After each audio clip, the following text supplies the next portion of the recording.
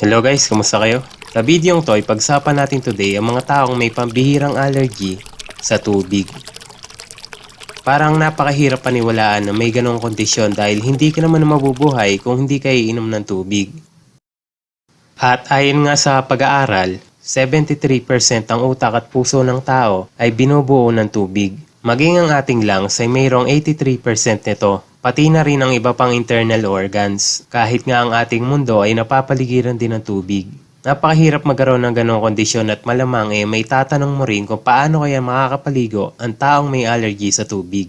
Ang aquagenic urticaria o water urticaria ay isang uri ng kondisyon na nagdudulot ng pamumula at pangangati ng balat. Ito ay umaatake kapag umiinom ng tubig o nababasa ang balat. Sa madaling salita, ang aquagenic urticaria ay allergy sa tubig. Napakabihira ng kondisyong ito at simula noong 1964 ay less than 100 pa lamang daw sa mundo ang mayroong ganitong kaso. Karamihan sa mga naitalang mayroon nito ay babae. Dito nga natin ikukwento ang istorya ng ilan sa mga may ganitong kaso. Si Tessa Hansen Smith, 21 years old at estudyante ng University of California. Bata pa lamang daw si Tessa ay madalas na mangati ang balat nito sa tuwing ito ay maliligo. Ang balat nito ay namumula at nagkakaroon ng rashes. Nagsawalang bahala lamang ang kanyang mga magulang at inakalang ang nangyayari kay Tessa ay bunga lamang ng allergy sa sabon o shampoo na kanyang ginagamit. Humantong na nga sa puntong halos hindi na gumagamit ng shampoo o sabon si Tessa. Gayunpaman hindi pa rin nawawala ang pamumula ng balat ng babae. Kahit doktor ang ina ni Tessa ay naguguluhan pa rin ito sa kondisyon ng anak. Lumipas na lamang 2 taon ay saka na lamang nito natukoy na si Tessa ay mayroong napakabihirang kondisyon na kung tawagin ay aquagenic urticaria. Kinalakihan na ni Tessa ang ganitong kondisyon at saad niya ay umiinom siya ng siyam na allergy tablet para kahit papano ay mabawasan ang kanyang mga rashes sa balat. Dagdag pa ng dalaga, habang siya ay nagkakaedad ay lalong lumalala ang kanyang kondisyon. Dahil kahit ang kanyang luha, pawis at laway ay nagdudulot ng pangangati sa kanyang balat. Madalas din siya mahilo at magsuka sa tuwing kumakain ng mga pagkaing may katas tulad ng prutas at gulay. Maging ang pag-inom ng tubig ay parusa kay Tessa. Dahil sa kanyang kondisyon ay kailangan pa siya alalayan sa tuwing siya ay papasok ng school.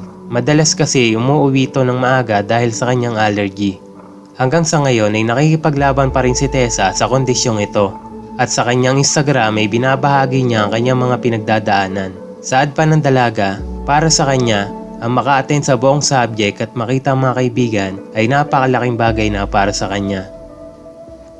Si Cheryl Parudia, 26 years old, ay mayroon ding kondisyon na katulad ng kay Tessa. Ang kaibahan lang nilang dalawa, si Cheryl ay nakuha ang kanyang allergy sa tubig matapos niyang manganak sa kanyang panganay. Saad ni Cheryl na magkaroon siya ng ganitong kondisyon ay nahirapan na siya maligo ng matagal. Dahil saad niya, hindi pa tumatagal sa paliligo ay nangangati na agad ang balat niya. Di tulad ni Tessa, si Cheryl ay walang problema sa pag-inom sa tubig. Ang nagpapahirap lang sa kanya ay ang mabasa ang kanyang balat, kaya't umiiwas siya na maulanan. Nagpasuri na rin si Cheryl sa doktor, ngunit hindi rin nasolusyonan ang kanyang problema. Bagkus ay tila lumalala pa ito habang tumatagal. Dahil uso ng social media, ay naghanap si Cheryl ng mga taong may katulad ng kanyang kondisyon at hindi naman ito nabigo. Laking tuwa nito na makakita ng isang support group na nagbabahagi ng solusyon sa kanyang kondisyon. Saad ng ilang miyembro ng nasalihang grupo ni Cheryl, dahil hindi naman inborn ang kondisyon niya at nakuha lamang nito ang allergy noong mabuntis, nagbigay ng teorya ang ilang miyembro ng kanilang grupo na kung mabubuntis ulit si Cheryl ay baka ma-reverse ang nangyari sa kanya. Tila hulog ng langit ang mga miyembro ng nasabing grupo. Dahil sa paruksang dulot ng kanyang kondisyon ay sinunod ni Cheryl ang sinabi ng mga ito. Nang mabuntis ang babae sa kanyang pangalawang anak, pagsapit ng ika-6 na linggo ng kanyang pagdadalang tao ay himalang nawala ang kanyang allergy sa tubig. Ito ay napatunayan ni Cheryl nang siya ay maligo. Hanggang sa kanyang panganganak ay hindi na muli niya naranasan ang pangangati at pagkakaroon ng rashes sa balat. Sa ngayon ay abala si Cheryl sa kanyang YouTube channel upang magbahagi din ng mga tips tungkol sa kalusugan. Isa din sa mga may ganitong kaso ay si Alexandra Allen, 17 years old at taga Mapleton, Utah.